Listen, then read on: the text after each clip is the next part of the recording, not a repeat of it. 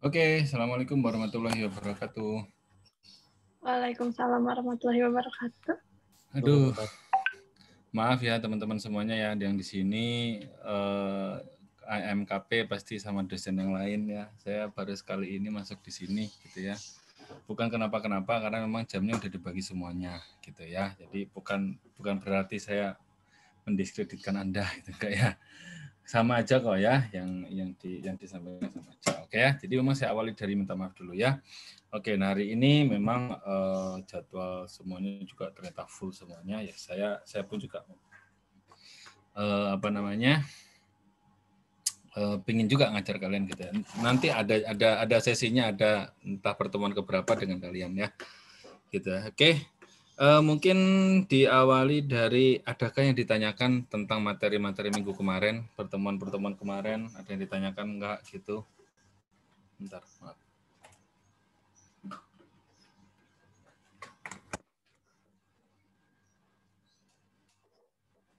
Ya, mungkin teman-teman ada yang mau bertanya tentang materi-materi yang kemarin, entah itu kadar air, kadar abu, protein, ya, terus kemudian entah itu spektro, gitu ya.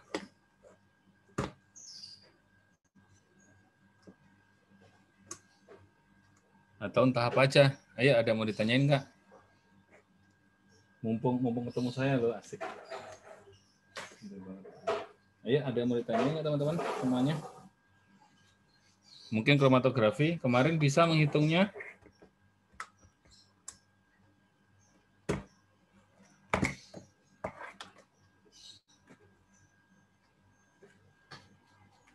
Kok pada diem? Diem itu bingung atau nggak ngerti atau gimana nih? Halo? Bingung ini nggak ngerti atau udah ngerti atau gimana nih? Papa bingung jadinya nih. Rafli, udah ngerti kemarin Rafli?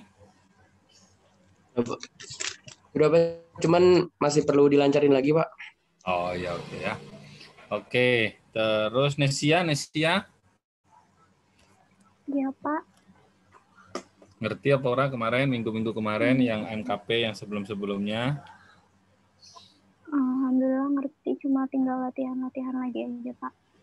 Oke ya, jadi latihan-latihan soal aja ya. Terus kemudian Laviola, ada Laviola? Ada, Pak. Ngerti orang, Mbak? Ngerti, tapi perlu latihan lagi sih, Pak.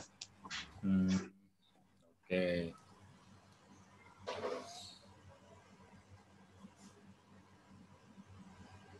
Oke.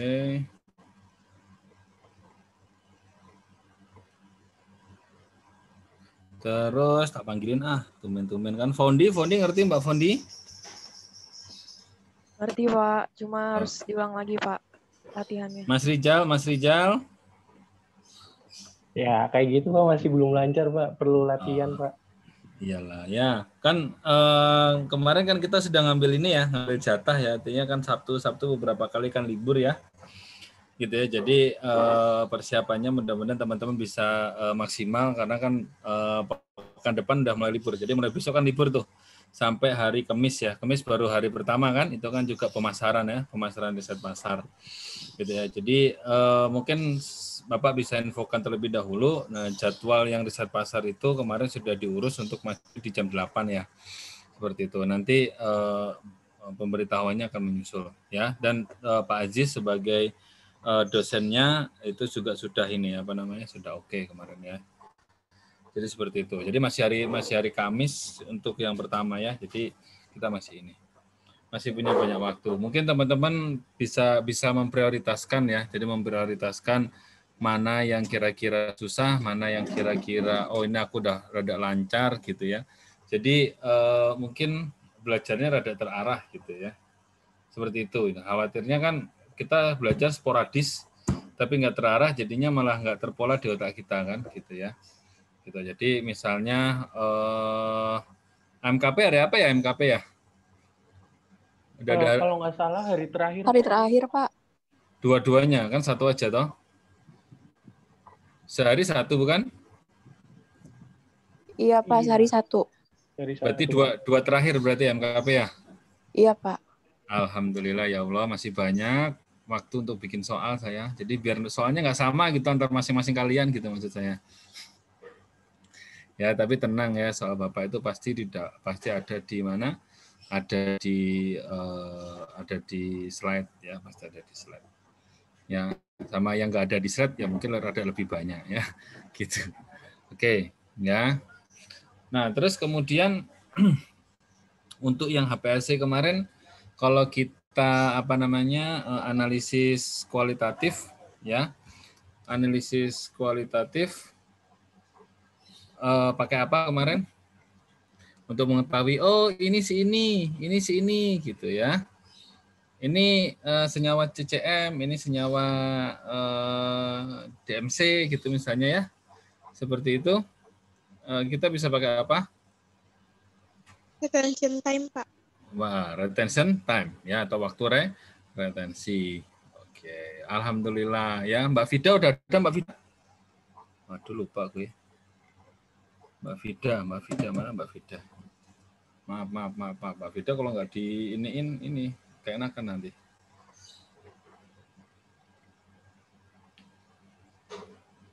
Oke ya. Seperti itu. Oke, ya Mbak Vida, mana sih? Belum masuk ya Mbak Vida ya. Oke ya. Nah, pakai waktu retensi. Terus kemudian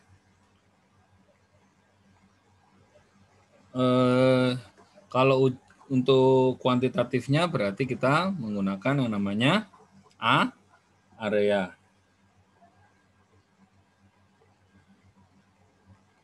Oke ya. Terus kemudian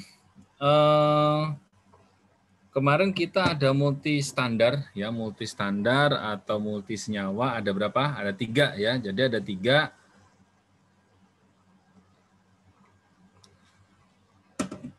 Ya. Gitu ya. Jadi karena dia di sana ada 3 multi standar gitu ya. Nah, terus kemudian untuk yang GC ini akan banyak ya, akan banyak. Ya, kenapa banyak? Ya, karena GC yang akan kita cek ini nanti adalah namanya asam lemak, ya, asam lemak dari minyak goreng, ya. Jadi nanti kita menganalisis minyak goreng, terus kemudian minyak goreng itu terdiri dari apa? Terdiri dari trigliserida atau TGA, ya, trigliserida. Nah, trigliserida itu kalau kita nanti putus, ya kita akan dapatkan namanya asam lemak bebas. Nah, jenis dari asam lemak itu nanti yang akan menyebabkan apa? Menyebabkan perbedaan sifat fisik maupun sifat kimia. Ya, oke. Nah, dulu udah diterangin ya di Gimpang ya. Di Gimpang dulu udah diterangin yang seperti itu. Gitu ya. Nah, bagaimana cara analisisnya gitu ya. Ini berbeda dengan yang namanya kadar lemak. Kalau kadar lemak kemarin kita udah sepakat bahwa kadar lemak adalah kadar senyawa yang non polar. Jadi apapun itu kalau dia non polar ya berarti dia dianggap lemak ya. Makanya dia diekstrak dengan menggunakan heksan. Tetapi kelemahannya dari kadar lemak adalah apa? Dia tidak akan pernah tahu yang namanya ini mengandung DHA atau mengandung EPA. Masih ingat DHA apa? Masih ingat DHA?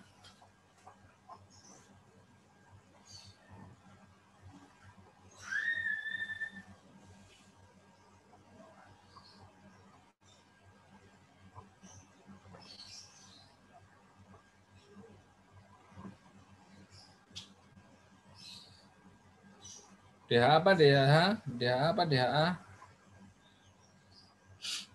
DHA. Tinggal searching aja loh ya. Doko heksosa gitu ya. Apa? Asam dokohexonic acid. Ya, sehat.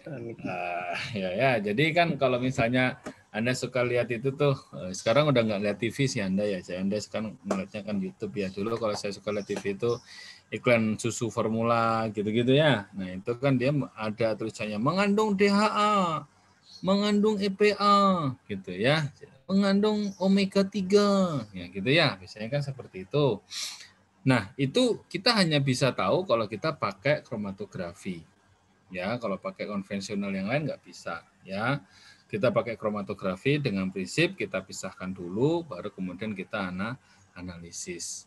Nah, beruntungnya adalah diketahui bahwa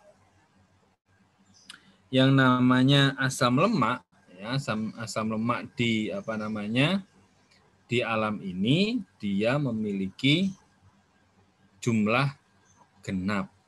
Ya, jadi jumlahnya 2, 4, 6, 8 ya. Jadi jumlahnya genap ya. Oke, sehingga kita nanti bisa lakukan analisis dengan lebih mudah.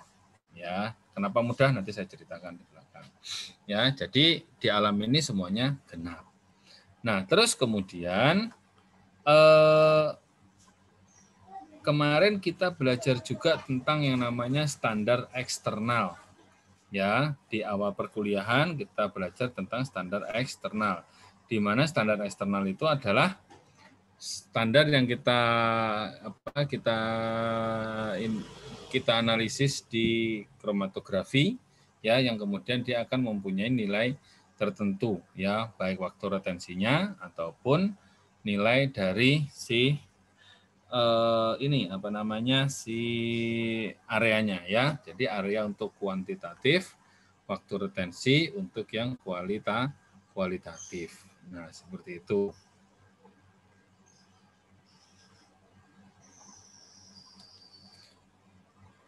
Oke, terus kemudian yang kedua ada namanya standar adisi. Ya, standar adisi itu gimana? Ya, standar adisi itu adalah standar yang ditambahkan ke dalam sampel. Ya, standar yang ditambahkan ke dalam sampel yang identik dengan senyawa yang kita analisis. Ya, identik dengan senyawa yang kita analisis. Jadi kalau misalnya Anda yang analisis vitamin C, ya Anda tambahkan standar vitamin C. Jadi nanti dia puncaknya atau areanya dia nanti akan nambah gitu ya. Dan ini biasanya standar adisi ini digunakan untuk apa? Untuk untuk mengetahui jika sampel yang kita gunakan itu konsentrasinya rendah. Ya, sampel yang kita analisis itu konsentrasinya rendah. Jadi kita menggunakan yang namanya standar adisi. Ya, jadi kalau nanti kita tambahkan terus kemudian ternyata puncaknya berbeda, oh berarti itu bukan bukan senyawa yang kita tuju. Tetapi kalau nanti lokasinya sama, tempatnya sama, terus kemudian meningkat luas areanya, berarti ya itulah yang kita tuju ya, senyawa yang kita akan analisis senyawa yang kita inginkan ya untuk dianalisis. Seperti itu. Oke ya. Terus kemudian yang ketiga adalah namanya standar internal. Ya, jadi standar internal. Nah, standar internal ini apa? Standar internal adalah standar yang digunakan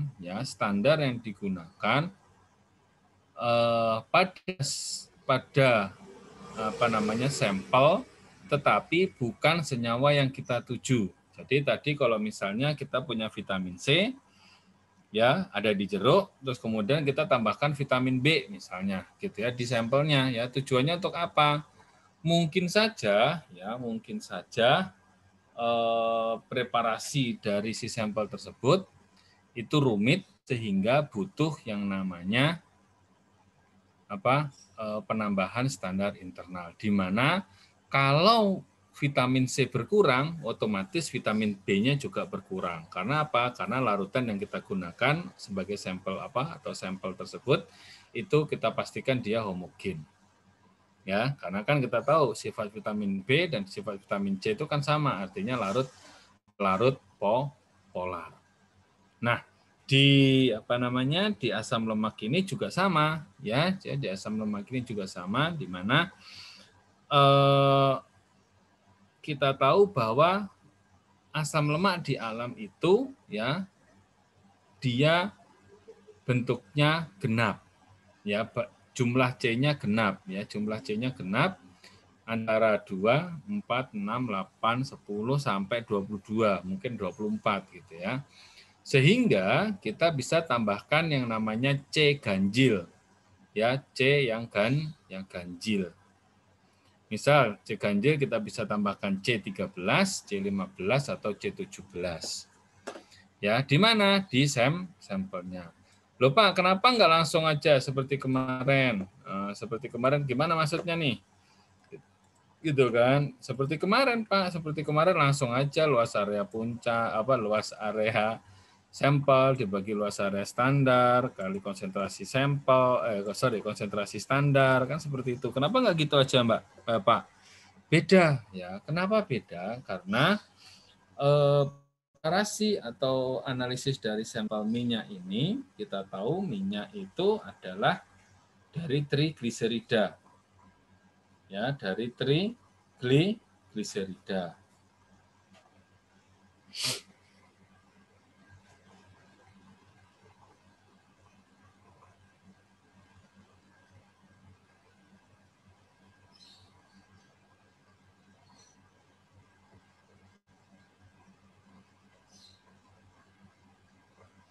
Ya.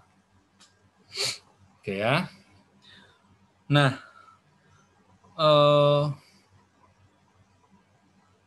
aduh, sini apaan sih? Centang-centing aja nih. Mana setelan, notifikasi, matiin. Oh, masukkan notifikasi. Oke ya. Nah, standar internal nanti kita tambahkan ke sampelnya. Sehingga nanti si standar internal tersebut waktu retensinya tidak akan sama dengan yang ada di sampel. Ya, tidak akan sama dengan yang di sampel. Kalau sama gimana? Ya nggak bisa jadi standar internal.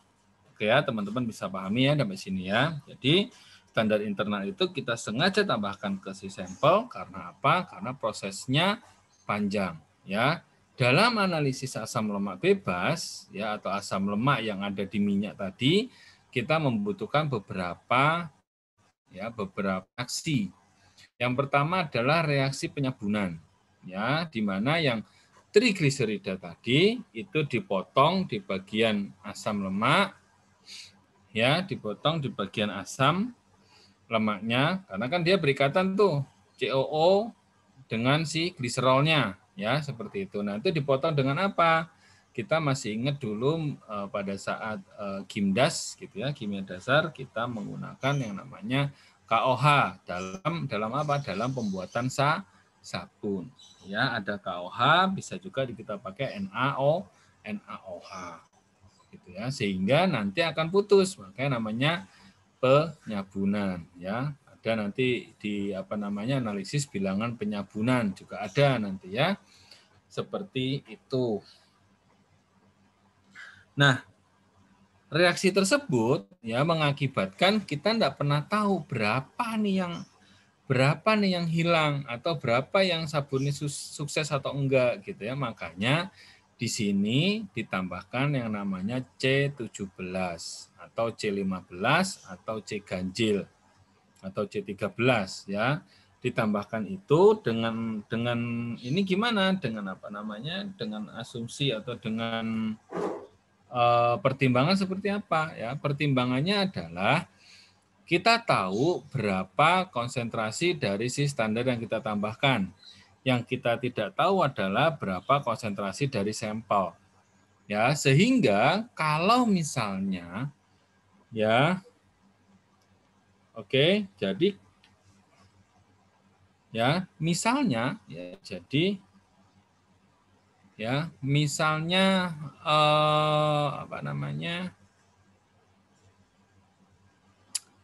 apa tadi teh ya Allah lupa. misalnya C17-nya berkurang 10% ya. Jadi misalnya kita menambahkan C17 100 misalnya ya. Ketika direaksikan dengan reaksi beberapa tahapan nanti akan saya terangkan, itu terus kemudian dia berkurang menjadi 50. Ya, dia berkurang menjadi 50 sehingga apa? Sehingga kita asumsikan juga senyawa lain yang ada di sampel juga berkurang sebanyak 50. Ya, artinya kalau tadinya 100 menjadi 50, itu kita bisa ambil persennya. Kenapa, Mas? Masih terdengar kan ya? Masih, Dengar, Pak. Masih, Pak. Oke ya. Ya, jadi kalau misalnya si standar internal tadi itu dia berkurang 50%, maka yang lainnya pun juga berkurang 50%.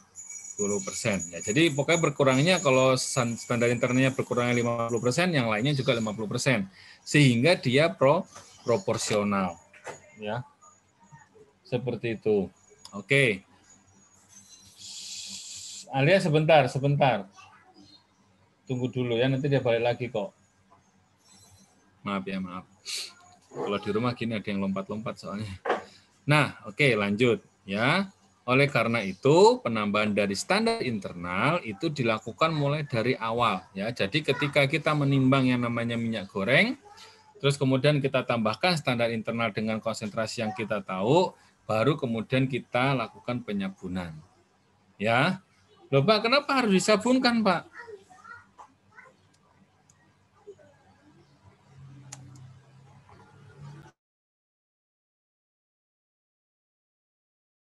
Ya, kenapa harus disabunkan? Ya, kenapa harus disabunkan, Pak? Kenapa sih harus dirubah, Pak? Ingat, ya, minyak goreng itu dia tahan suhu tinggi, tetapi dia tidak mudah menguap. Ya, dia tahan suhu tinggi, tapi tidak mudah menguap. Sehingga kita butuh dia cepat menguap, gitu ya. Makanya dilakukan penyabunan. Ya, yang pertama memang harus kita putus ya trigliserida. Terus yang kedua adalah kita lakukan yang namanya metilasi.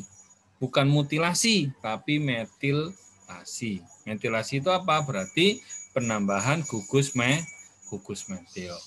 Nah, secara kimia penambahan gugus metil itu bisa ya, tapi ada tempat tertentunya. Bukan di gugus CH3 sebagai gugus yang nonpolar, tetapi di asam. Ya, asamnya kan ada COOH. Masih ingat ya, asamnya ya COOH. Nah, seperti itu. Nah, si hidrogennya nanti itulah yang kita akan ganti. Ya, hidrogennya akan kita ganti dengan siapa? Dengan si metanol. Ya, jadi kita ulangi lagi dari awal. Tadi kita punya minyak sayur ya atau minyak gitu ya. Terus kemudian kita tambahkan standar internal, terus kemudian kita reaksikan dengan KOH ya atau dengan NaOH untuk penyabunan seperti itu. Terus kemudian setelah itu ya terbentuk apa? Berarti terbentuk asam lemak dan gliserol. Nah, terus kemudian kita reaksikan lagi dengan metanol, ya proses metilasi. Akan terbentuk apa? Akan terbentuk yang namanya ester. Masih ingat ya? Jadi kalau asam lemak terus kemudian kita tambahkan senyawa yang lain akan membentuk ester. Nah, esternya namanya apa? Esternya namanya fatty acid metil ester. Artinya apa? Ada fatty acid asam lemak, metil yang ada metilnya ya, terus namanya menjadi ester. Oke, Pak, kenapa harus dimetilasi? Ya, tadi biar cepat menguap. Loh, memang kalau itu kan juga bisa aja, Pak, menguap bisa, tetapi adanya gugus hidrogen, adanya OH atau asam, ya si hidrogennya dia punya momen dipo positif, sehingga nanti dia bisa berikatan dengan senyawa yang lain dengan ikatan hidrogen. Kalau ikatan hidrogen nanti dia tidak cepat menguap. Padahal yang hanya kita butuhkan adalah si asam lemaknya, gitu ya, seperti itu. Jadi seperti itu. Oke, nah setelah dimetilasi, berarti kan terpisah ya. Jadi terpisah tadi ada gliserol juga ada terpisah, terus kemudian ada H2O hasil metilasi terpisah, gitu ya. Terus kemudian si asam lemak ini kan sifatnya nonpolar, ya, maka kita tambahkan yang namanya heksan atau heksana. Heksana J-nya ada 6, dia sudah nonpolar, ya. Nah, ditambahkan heksan berarti yang asam lemak tadi akan larut di dalam heksan. Ya, asam lemak akan larut dalam heksan, gitu ya. Terus kemudian setelah itu, Pak, nanti kalau misalnya sisa metanolnya, gliserolnya itu masuk ke kromatografi, masuk ke GC gimana, Pak? Wah, bahaya itu. Nah, gitu ya. Jadi karena dia posisinya adalah polar, ya bisa mengganggu analisis, bisa juga rusak. Nah, seperti itu. Kenapa? Karena kolomnya juga berkebalikan mungkin, ya, seperti itu. Ya, bisa jadi juga dia tidak mudah menguap, nanti mengotori di injektornya. Nah, seperti itu ya. Sehingga kita perlu tambahkan suatu penjerap H2O atau yang bersifat polar. Nah, itu kita gunakan yang namanya natrium sulfat. Jadi Na2SO4. Ya, seperti itu. Dan ada syaratnya, dia harus anhidrat. Ya, artinya Na2SO4-nya itu anhidrat. Gimana cara membuat anhidrat? Yang namanya anhidrat berarti tidak ada hidrat, berarti tidak ada H2O, ya, hidrat, ya, atau seperti itu. Sehingga nanti kita tambahkan si Na2SO4 ke dalam si sampel kita, ya. Terus kemudian sampai kapan? Sampai dia jenuh. Artinya kalau jenuh dia sudah tidak bisa lagi mengikat air ataupun senyawa polar yang ada di dalamnya, yang ada di dalam sampel. Ya, tandanya jenuh gimana? Ada yang tahu tanda jenuh itu gimana?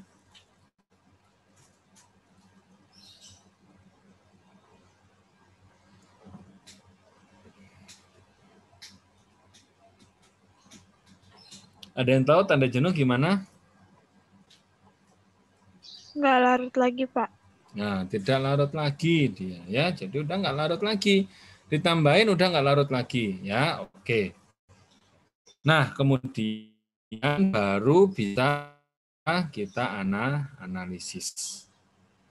Oke, sampai di sini proses yang tadi dicatat ya. Terus kemudian jangan lupa itu adalah bekal kita. Ya, oke. Kalau sampel sudah siap, terus kemudian kita akan lakukan analisis dengan menggunakan menggunakan GC. Ya, adanya tahapan yang panjang tadi itu memungkinkan adanya hilangnya dari si senyawa, tetapi karena senyawa satu hilang berarti yang lainnya juga hilang alias dia proporsional, maka C17-nya pun juga akan hilang. Ya, oke. Nah, ini adalah Bapak share dulu tentang data standar. Ya, oke. Jadi standar di GC, standar di mana di HPLC itu kita beli ya, belum ada yang bisa bikin, belum ada yang bisa bikin. Ya, artinya di Indonesia loh ya, kalau di tempat lain belum bisa ya. Nah, standar ini dibuat dari apa ya? Entah mereka mungkin dari bahan alam mungkin ya. Seperti itu. Oke ya. Nah, terus kemudian oke. Nah, mereka menyertakan yang namanya berat atau konsentrasi dari masing-masing ya, dari masing-masing standar. Ya, ini Bapak bukakan dulu. Nah, pelan-pelan ya, nggak apa-apa ya, pelan-pelan ya, biar kalian ngerti gitu ya. Nah, ini ya, ini adalah hasil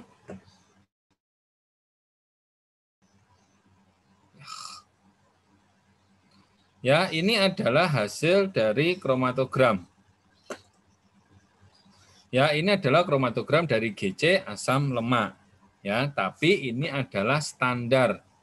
Ya, artinya kita beli beli standar itu biasanya dalam wadah kecil gitu ya.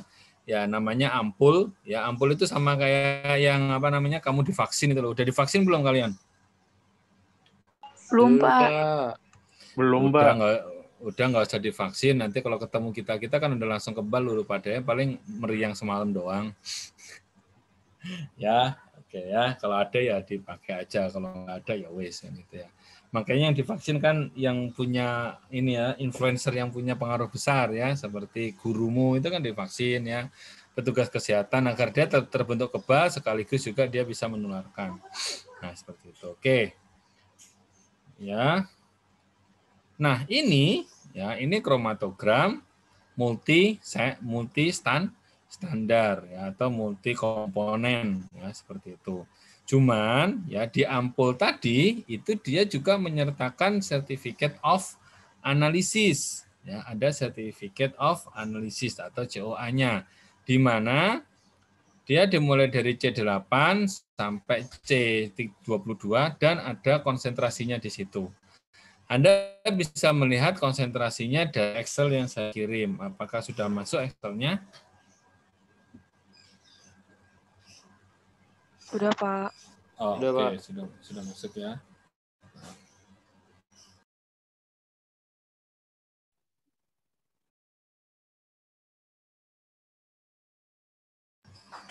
Oke ya. Nah, oke. Nah, kita bisa tahu ini C8, C10, 12, 16 dari mana? Ya kita tahunya dari si COA-nya ya, dari COA. Nah, COA yang membuat standar ini tahu dari mana? Ya, dia mungkin punya satu-satu ya, atau mungkin dia menganalisis terus kemudian dibuat standar. Ya, ini yang kita beli di di pasaran atau di toko ya, di toko bahan kimia gitu ya. Tapi toko bahan yang seperti ini yang jualan standar ini biasanya tokonya compact ya, artinya tokonya kecil tokonya kecil tapi barangnya mahal-mahal ya.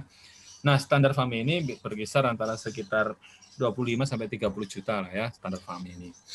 Gitu ya. Nah, di sini kok nggak ada C6 Pak, nggak ada C4, nggak ada C2, ya mungkin saja pada bentuk ya asetat butirat ya itu dia sudah volatil ya, sehingga di suhu kamar dia nggak ada gitu ya, makanya di sini mulai dari C8 ya. Nah, untuk di kromatogram ini Bapak sudah tuliskan ya, jadi yang 4,221 itu adalah untuk C8, terus kemudian kita harus ingat bahwa semakin ya di GC itu kebanyakan menggunakan prinsip menggunakan prinsip panas atau titik didih ya, di mana kalau semakin panjang gugus rantai C maka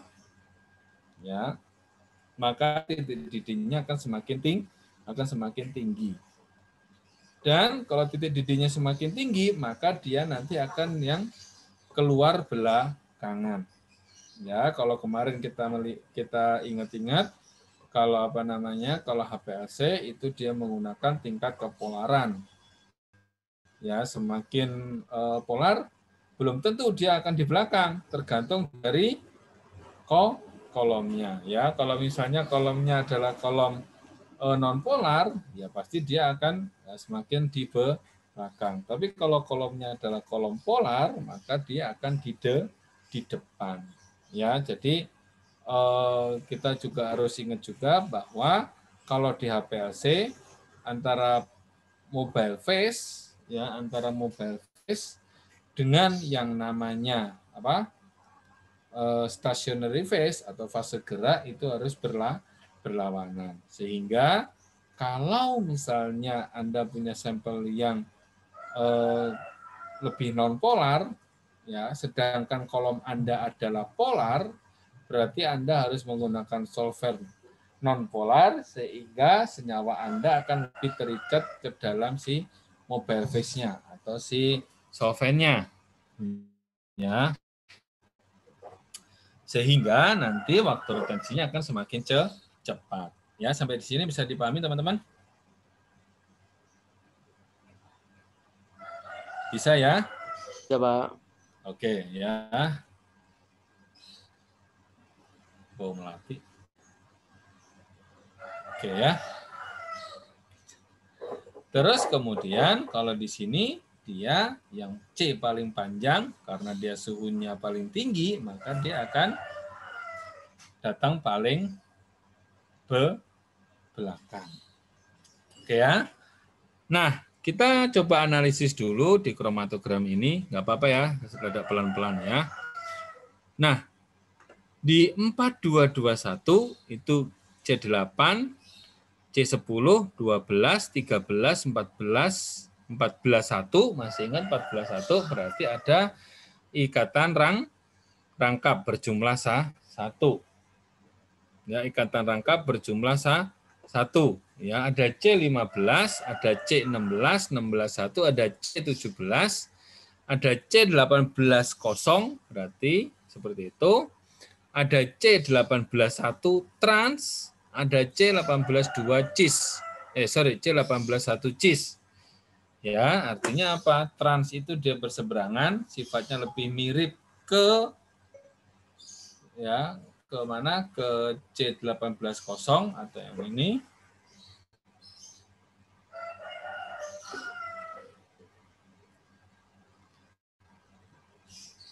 Oke.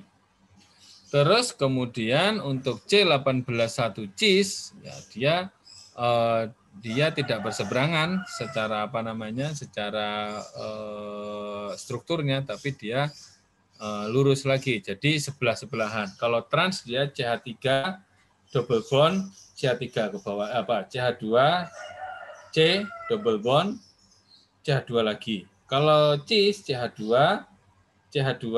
double bond CH2, jadi ke atas membentuk huruf U. Nah, seperti itu, gitu ya. Terus kemudian ada C18.22, ada C18.23, jadi double bond. Ini cis modelnya C18.3 juga cis, C20, 21, 22, 20, 22, 0, 221. Nah, ya, ini semua gimana Pak cara bikin standarnya Pak? Maksudmu? Ini standarnya apa ditambahkan satu-satu? Bisa jadi begitu, bisa jadi tidak. Ya, tetapi yang jelas, maaf intermezzo sebentar ya.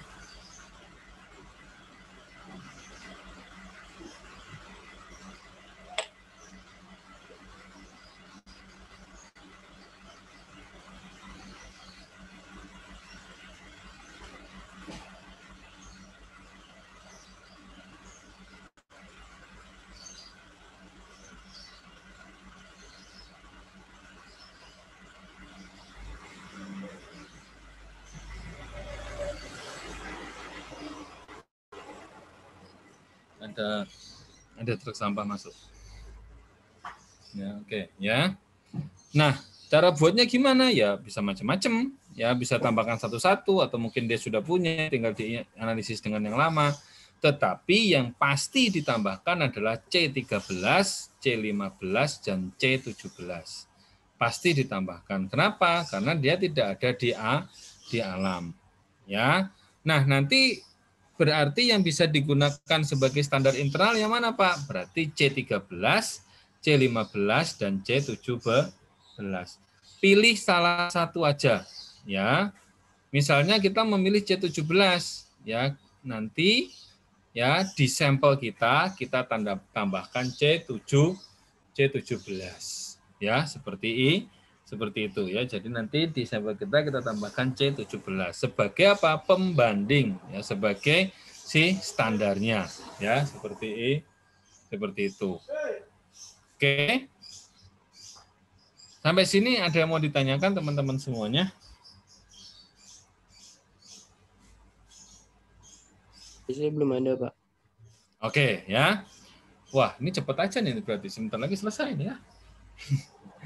Ya, oke. Nah, fungsi dari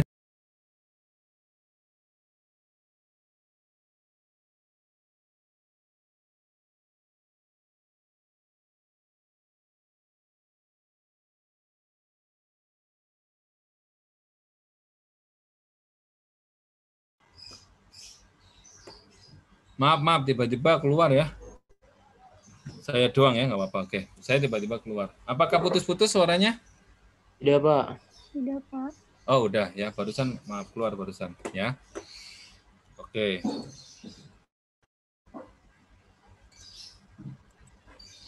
Oke ya.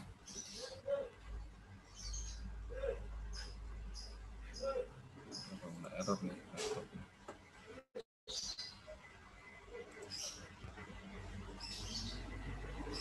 Bentar.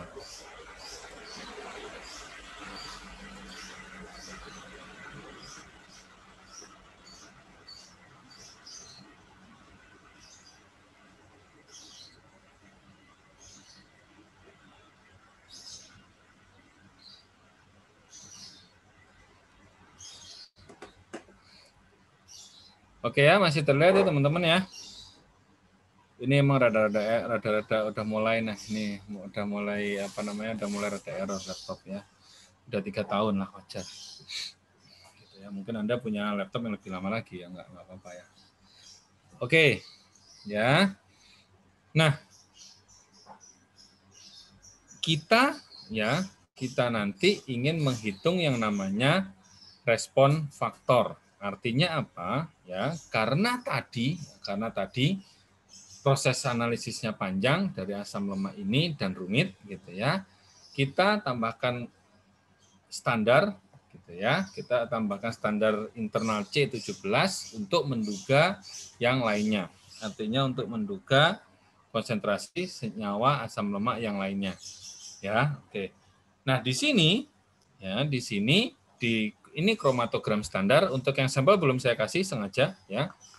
Nah, di sini kita akan membandingkan ya berapakah respon faktor, atau artinya begini. Kalau C8 kita punya 1,9 mg dan C17 itu ya C17 adalah 3,2 mg, maka kita bisa bandingkan ya C17 3,2 mg, C8 ya 1,9 mg, ada di kromatogramnya berapa sih areanya gitu. Ya, jadi gitu ya teman-teman ya. Jadi kita bisa tahu oh di kromatogramnya berapa sih luas apa namanya areanya gitu loh ya. Kalau 1,9 segini. Oh, kalau 3,2 yang 17 seperti ini. Dan C17 ini yang kita gunakan sebagai standar internal. Sehingga kita harus menentukan yang namanya respon faktor. Ya, menentukan yang namanya respon faktor. Nah, caranya gimana? Ya, kita sudah tahu, ini sudah ditandain sama saya, C-nya berapa, C-nya berapa, C-nya berapa. Nanti kalau Anda ketemu kromatogram sampel yang belum ada tandanya, berarti Anda nanti nandain sendiri. Artinya, oh yang 42 berarti miliknya si C8, ini miliknya ini miliknya ini, ya, seperti itu. Nah, respon faktor itu ada rumusnya di bawah, ya, rumusnya di bawah ada. Nah, di situ di mana area standar internal berarti C17 dibagi dengan area asam lemak yang dituju, misalnya kita menggunakan C8 ya sebagai contoh, ya kita menggunakan C8 sebagai contoh, dikali dengan ya berat dari standar yang dituju, berat dari C8 dan juga kemudian dibagi dengan C17 ya, seperti itu. Ya, oke. Nah, hasilnya itu kita namakan sebagai respon faktor. Nah, respon faktor ini nanti kita kalikan di perhitungan yang sampel. Ya, oke, sampai sini teman-teman paham? Pasti bertanya, Pak, itu dapat 1,9, dapat 3,2 dari mana, Pak? Ada di COA-nya. Ya, ada di COA-nya atau Certificate of Analysis-nya. Ya, ada di sana, ada di COA-nya ya. Seperti itu. Oke, ya, jadi data itu diketahui ya. Oke, data yang pertama diketahui dari COA adalah waktu retensi, terus kemudian yang kedua adalah berat. Sebenarnya di COA pun itu juga macam-macam karena ada kemurnian dan segala macam gitu ya. Seperti itu. Oke, sampai di sini ada yang mau ditanyakan?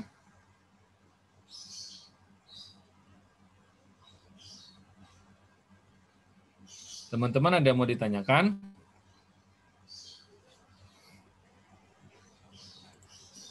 Pak tadi sempat terputus-putus Pak. Oh, oke. Ya, sempat putus ya.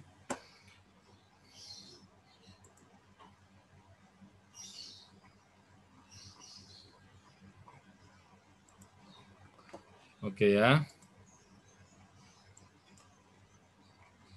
Ini putus-putus nggak ini kayak gini nih? Tidak Pak, suara Bapak tidak Iya, tapi. Pak. Oke ya.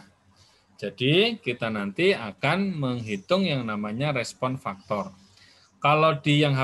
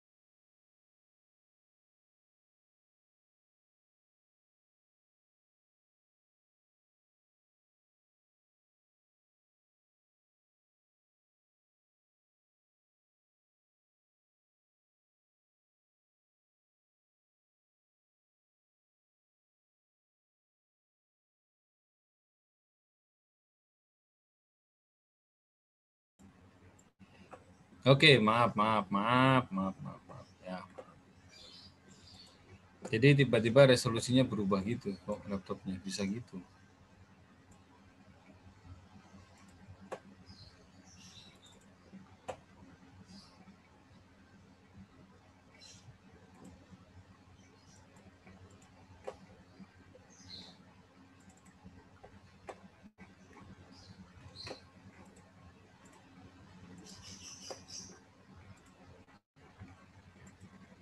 Oke ya, balik lagi ya. Maaf ya. Halo? Dengar, Pak. Oh, oke Ya, ya. Pak. Oke.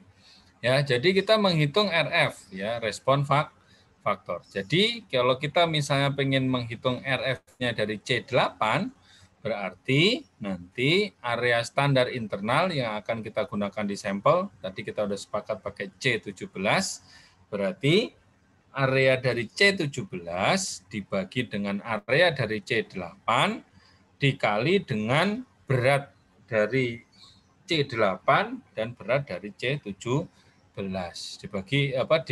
dikali berat dari C8 terus kemudian dibagi dengan berat dari C17. Nah, itu ada di Excel yang saya berikan. Ya, ada di Excel yang saya berikan. Oke. Nah, di sini. Di sini teman-teman bisa melihat bahwa ya, kita tadi tahu waktu retensinya berapa? 4,22 menit. Ya, sedangkan AALX-nya AALX berarti area dari standar dari senyawa area dari asam lemak X gitu ya, yang kita tuju, yang tadi kita sepakat C8, berarti kita lihat di sini. Ya, di sini 4,221 menit itu adalah 16, kita bacanya nggak usah pakai koma ya, jadi 16,52483. Kita tinggal masukkan di sini 16,52483 ya. Sedangkan ASI berarti ada di file yang nomor 2, file nomor 2. Ya, di sini sebesar 2342,480 ya. Oke. Ya, berapa tadi? 2342,480. Nah, di sini sebelah kanannya ada BALX. Jadi, berapakah berat dari asam lemak X ya? C8 ini udah diketahui 1,9, 3,2, 6,6 gitu ya. Dan ini kita dapatkan nilai ini dari mana? Dari siapa? Dari si COA. Ya, sampai sini teman-teman bisa pahami ya. Jadi ya BSI-nya dari mana? Ya kita lihat aja BSI. BSI di sini asam C17. Oh, dia 3,2, berarti semua nanti 3,2 dan ASI-nya juga sama. Sehingga contohnya adalah di sini RF dari C8 adalah 0,84167. Nah, ini nanti perbandingannya ya, nanti akan kita gunakan sebagai perhitungan di sampel. Sampai sini teman-teman ada yang mau ditanyakan? Pak, izin bertanya, Pak. Boleh, silakan. Berarti untuk BSI ini hanya dipakai untuk yang standarnya aja ya, Pak? BSI yang di sini? Iya, Pak. Ya, maksudnya standar gimana? Ya, maksudnya sampel. Oh enggak, beda nanti. Oh, beda, Pak. BSI-nya sampel dengan standar beda. Ya, beda. Jadi kalau kita nanti ngurusin standar toh, udah nggak usah lihat sampel ya. Jadi kita tidak perlu juga melihat yang sampel dulu. Ya, nanti ceritanya beda, sabar ya. Gitu ya. Jadi sebenarnya saya hilangin ini juga bisa, nilainya tak hilangin nih. Tak hilangin ya, tak hilangin. Berarti Anda nanti tinggal ngisi sendiri dengan yang 3,2. Kalau Anda menggunakan C15 di sampelnya standarnya C15 sebagai standar internalnya, nanti berarti BSI-nya pakai C15. Ya, ASI-nya juga pakai ASI C15. Seperti itu. Ya, seperti itu ya, teman-teman ya semuanya. Nah, setelah kita dapatkan RF, ada kok rumusnya di bawah ya, ada rumusnya di bawah ya. ASI dibagi ALX dikali dengan BALX dibagi BSI ya. Kita ketemu namanya respon faktor. Nah, terus kemudian ya kita akan menganalisis yang namanya sampel gitu ya. Kita menganalisis yang namanya sampel gitu ya. Kita coba analisis di C8. Pak, kromatogramnya mana? Sabar Ya, sebentar. Ini tak share kromatogram. Tuh, saya kalau ngajar sekarang di WA-nya tak pin. Ya, jadi biar enak. Kalau kalian kan bisa aja di pin kan. Oke, ya.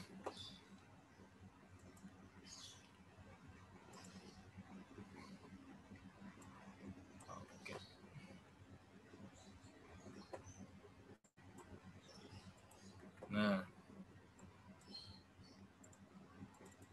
Nah, teman-teman sudah lihat di WA-nya ada ininya, ada apa namanya, ada untuk yang sampel. Sudah, Pak. Oke ya, ada melihat ya, teman-teman udah lihat semua di situ ya. Nah, di sini Bapak juga lebih baik ya, karena di 4,207 udah ditulisin C8, 5,546 juga C10. Nanti kalau ketemu yang kosongan ya berarti Anda tinggal bandingin dengan yang standar ya. Oke, paham ya? Standarnya mana? Yang tadi, yang sebelumnya, yang kita hitung RF-nya ya. Kita di awal tadi analisis kualitatif, kita pakai yang namanya faktor retensi, kuantitatif kita pakai yang namanya area. Nah, di sini ya, ini ada dua data yang nggak ada di kromatogram ini. Ya, yang pertama adalah berapakah berat sampel. Ya, berat sampel di sampel ya kita harus timbang. Misalnya ya di bawah sini ada keterangannya. Berat sampel itu adalah 111,3. Ini untuk ulangan yang pertama. Nanti akan Bapak kasih ulangan keduanya, beratnya adalah 114,3 miligram. Dan ada yang namanya standar SI, ya standar internal yang kita tambahkan, yang tadi kita sepakat yang kita tambahkan adalah C17, gitu ya, itu sebesar 1,036 miligram. Pak, emang bisa Pak nimbang 1,036 miligram? Bisa, ya caranya Anda nimbang 50 miligram, 0,0360, terus kemudian Anda larutkan dengan heksan sebanyak 50 mili. Nah, nanti 1 milinya ditambahkan ke dalam si sampel sehingga konsentrasinya berapa? Konsentrasinya berarti adalah 1 miligram, ya, seperti itu. Oke. Nah, setelah kita mengidentifikasi dari kromatogram si sampel ini, kita udah tahu C8-nya mana, C10-nya mana, C16-nya mana, C18-2-nya mana, kita baru menghitung. Oke, di situ ada rumus di bawahnya di Excel ya, di Excel dia ada rumus ya, di mana jadi nggak kelihatan deh.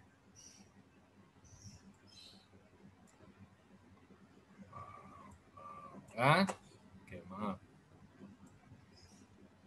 Ya, di mana miligram per miligram ALX ya, jadi miligram ALX per miligram sampel, maaf ya, miligram ALX per miligram sampel adalah AALX, yaitu area sampel X atau area sampel asam lemak X dibagi dengan area standar internal dikali dengan konsentrasi standar internal. Yang mana? Yang 1 miligram tadi. Ya. Ini rumusnya sama ya. Kemarin gimana? Luas apa area sampel dibagi area standar dikali konsentrasi standar. Ini juga sama ya. Area sampel dibagi area standar dikali dengan konsentrasi atau berat dari standar. Ya, terus kemudian dibagi BS, ya, berat sampel yang mana? Yang berat sampel tadi 111,3. Ya, ada 111,3. Ya. Terus kemudian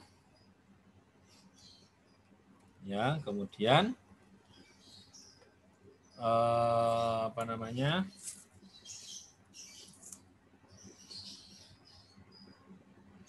Kita bisa hitung ya. Nah, RF-nya tinggal dikalikan saja ya, tinggal dikalikan RF hasil perhitungan yang tadi ya, seperti itu. Nah, ALX konsentrasi asam lemah. Nah, ini miligram per gram ya. Kalau miligram per gram nanti teman-teman bisa dicek dulu ya, ini ALX-nya ya. Kalau di sini miligram per gram berarti tadi berat sampelnya adalah miligram, berat standar internalnya miligram, berat sampelnya masih dalam bentuk miligram. Berarti nanti teman-teman tinggal kalikan dengan 1000 ya, ketemu miligram per gram. Ya, seperti itu. Oke, ada yang mau ditanyakan? Gampang ya? Nggak susah-susah amat kok. Ya, asal rajin aja, rajin sedikit ini aja, apa namanya? Rajin dikit gitu. Oke ya.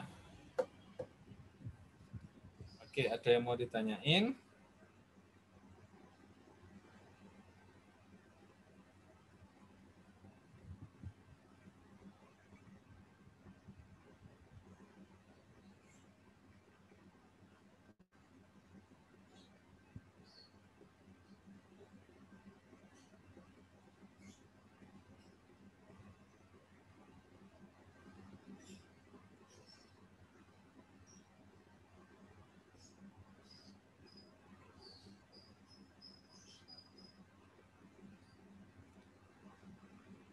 Oke, ada yang mau ditanyakan teman-teman semuanya?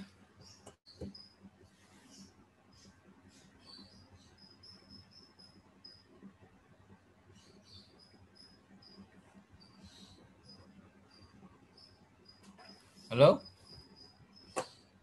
Fit? Ada yang tanya nggak, Fit? Enggak, Pak. Oh.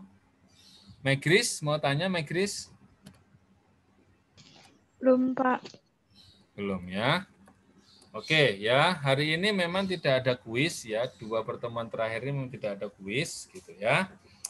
Tapi teman-teman bisa belajar sendiri ya, artinya nanti di kuis dan saya nanti akan berikan ini ya, berikan apa namanya beberapa pertanyaan yang ada di Evieta di forum diskusi sehingga teman-teman bisa apa namanya bisa menjawab di situ ya. Nanti datanya akan saya kolek terus kemudian saya kasih ke Mbak Vida ya untuk dikumpulkan gitu ya, datanya dengan data yang lain.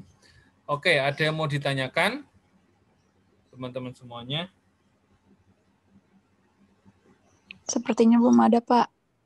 Oke, sepertinya belum ada ya. Jadi saya harap teman-teman semua ngerti semuanya ya. Kalau lihat data yang rumek gitu ya, ada berapa macam ini, terus kemudian silakan teman-teman isi di Excel-nya. Dan satu hal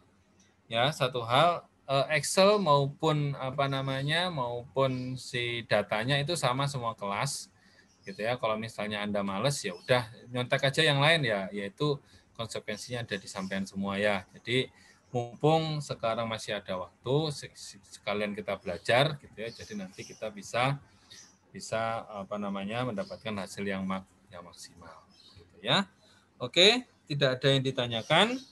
Ya, kalau tidak ada yang ditanyakan, mungkin untuk Zoom-nya Bapak akhiri dulu ya. Silakan nanti mungkin sekitar jam 4 jam 5-an ya mungkin. Atau tergantung situasi lah ya. Pokoknya kalau kalian nanti ada ditanyain, nggak ada yang jawab, ya langsung tak bikin forum aja ya, gitu ya. Gitu ya. Tapi kalau ada yang nyaut gitu ya, apa namanya, ada yang tanyakan, nggak ada Pak, aman, gitu ya. Ya udah ya, berarti Anda masih online gitu ya. Meskipun online-nya ngapain, gue nggak tahu juga gitu ya. Seperti itu ya. Mungkin silahkan nanti ada Mbak Vida juga yang akan membantu, gitu ya. Intinya tetap sama ya, intinya adalah ya kita waktu retensi dan juga ada area ya. Oke. Sekian Bapak akhiri dulu. Assalamualaikum warahmatullahi wabarakatuh. Waalaikumsalam warahmatullahi wabarakatuh. Terima kasih, Pak. Terima kasih Bapak. Terima kasih, Pak. Terima kasih, Kak. Terima kasih, Pak. Ya, oke.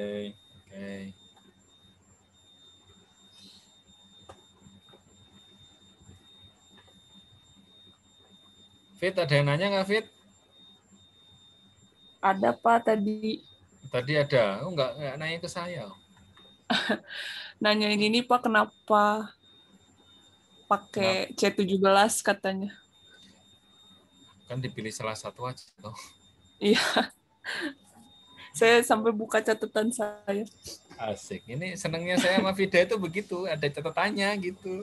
Jadi, oke dah. Thank you ya. Yo, Ya, Pak. Assalamualaikum. Waalaikumsalam.